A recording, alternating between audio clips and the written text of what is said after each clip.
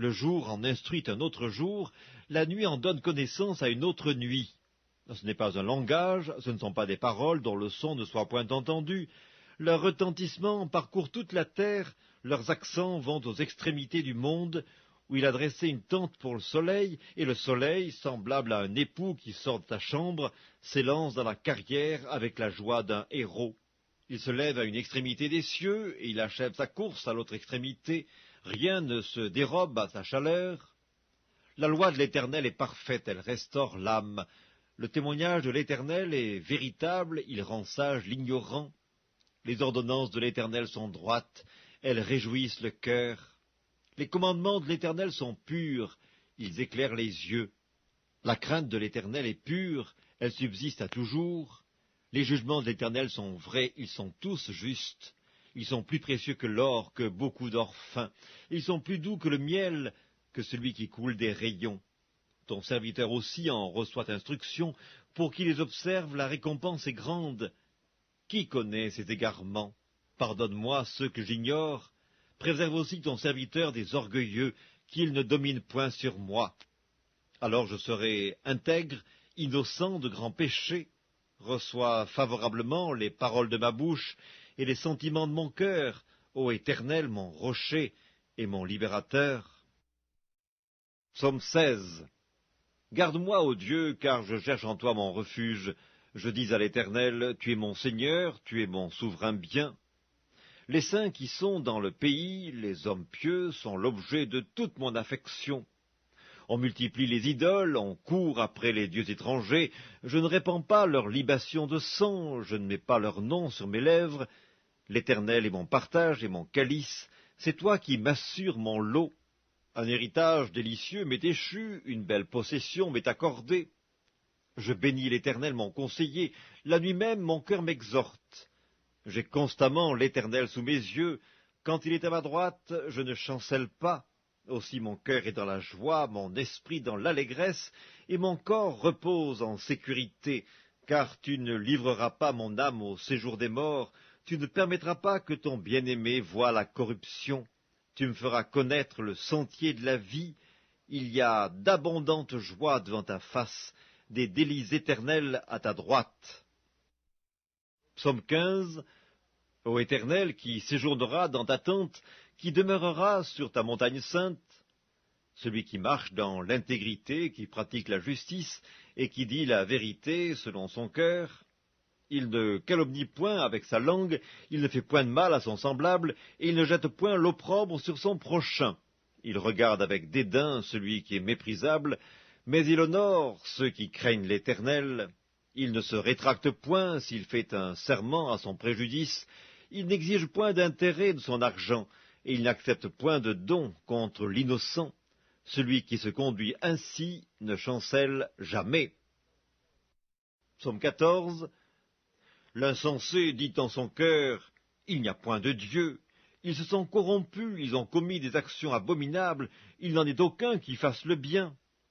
L'Éternel du haut des cieux regarde les fils de l'homme, pour voir s'il y a quelqu'un qui soit intelligent, qui cherche Dieu. Tous sont égarés, tous sont pervertis, il n'en est aucun qui fasse le bien, pas même un seul. Tous ceux qui commettent l'iniquité ont-ils perdu le sens? Ils dévorent mon peuple, ils le prennent pour nourriture, ils n'invoquent point l'Éternel. C'est alors qu'ils trembleront d'épouvante, quand Dieu paraîtra au milieu de la race juste. Jeter l'opprobre sur l'espérance du malheureux, l'Éternel est son refuge. Oh, qui fera partir de Sion la délivrance d'Israël, quand l'Éternel ramènera les captifs de son peuple? Jacob sera dans l'allégresse, Israël se réjouira. Psaume 13. Jusqu'à quand, Éternel, m'oublieras-tu sans cesse? Jusqu'à quand me cacheras-tu ta face? Jusqu'à quand aurai-je des soucis dans mon âme et chaque jour des chagrins dans mon cœur? Jusqu'à quand mon ennemi s'élèvera-t-il contre moi? Regarde, réponds-moi, Éternel mon Dieu, donne à mes yeux la clarté, afin que je ne m'endorme pas du sommeil de la mort, afin que mon ennemi ne dise pas « je l'ai vaincu » et que mes adversaires ne se réjouissent pas si je chancelle. Moi j'ai confiance en ta bonté, j'ai de l'allégresse dans le cœur à cause de ton salut. Je chante à l'Éternel, car il m'a fait du bien. Psaume 12. Sauve, Éternel, car les hommes pieux s'en vont, les fidèles disparaissent parmi les fils de l'homme. On se dit des faussetés les uns aux autres, on a sur les lèvres des choses flatteuses, on parle avec un cœur double. Que l'Éternel extermine toutes les lèvres flatteuses, la langue qui discourt avec arrogance, ceux qui disent « Nous sommes puissants par notre langue, nous avons nos lèvres avec nous, qui serait notre maître ?» Parce que les malheureux sont opprimés et que les pauvres gémissent, maintenant, dit l'Éternel, je me lève. J'apporte le salut à ceux contre qui l'on souffle. Les paroles de l'Éternel sont des paroles pures, un argent éprouvé sur terre au creuset et 7 fois épuré. Toi, Éternel, tu les garderas, tu les préserveras de cette race à jamais. Les méchants se promènent de toutes parts, quand la bassesse règne parmi les fils de l'homme. Psaume 11. C'est en l'Éternel que je cherche un refuge. Comment pouvez-vous me dire « Fuis dans vos montagnes comme un oiseau » Car voici les méchants bandent l'arc, ils ajustent leurs flèches sur la corde pour tirer dans l'ombre sur ceux dont le cœur est droit. Quand les fondements sont renversés, le juste, que ferait-il?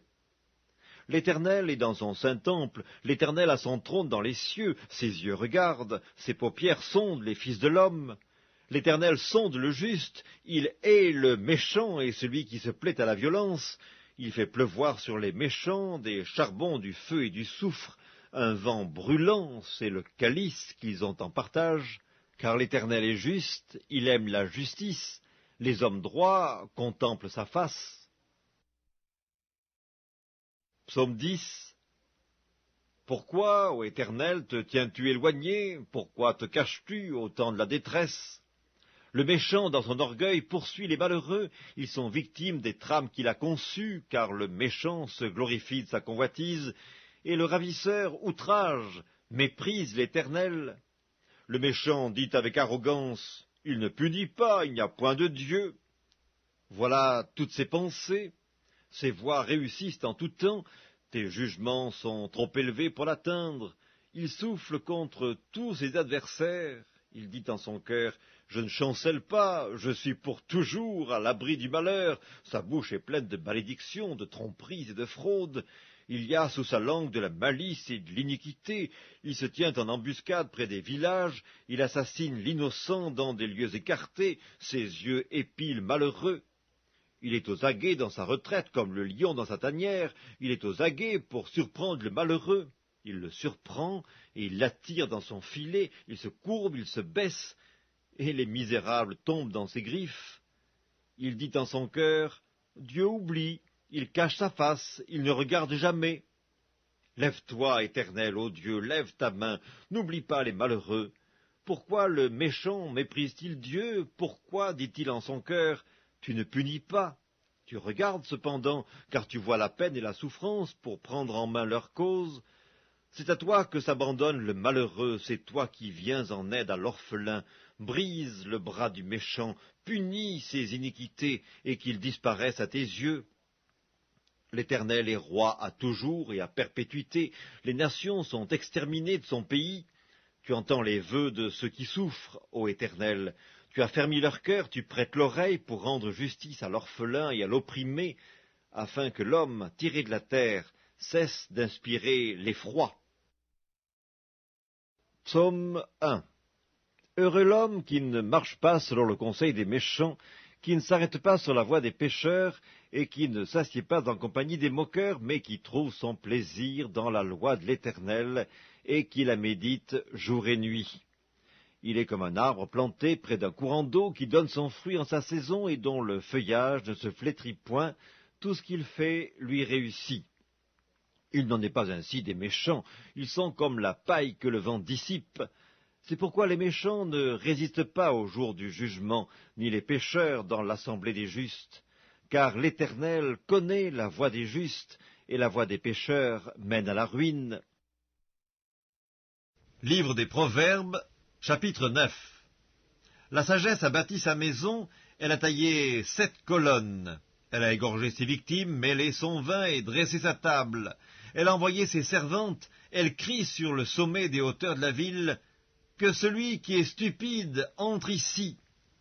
Elle dit à ceux qui sont dépourvus de sens, « Venez, mangez de mon pain et buvez du vin que j'ai mêlé. Quittez la stupidité, vous vivrez, et marchez dans la voie de l'intelligence. » Celui qui reprend le moqueur s'attire le dédain, et celui qui corrige le méchant reçoit un outrage. Ne reprends pas le moqueur de crainte qu'il ne te haïsse. Reprends le sage, et il t'aimera. Donne au sage, et il deviendra plus sage. Instruis le juste, et il augmentera son savoir. Le commencement de la sagesse, c'est la crainte de l'Éternel, et la science des saints, c'est l'intelligence. C'est par moi que tes jours se multiplieront et que les années de ta vie s'augmenteront. Si tu es sage pour toi. Si tu es moqueur, tu emporteras seul la peine. La folie est une femme bruyante, stupide et ne sachant rien. Elle s'assied à l'entrée de sa maison sur un siège,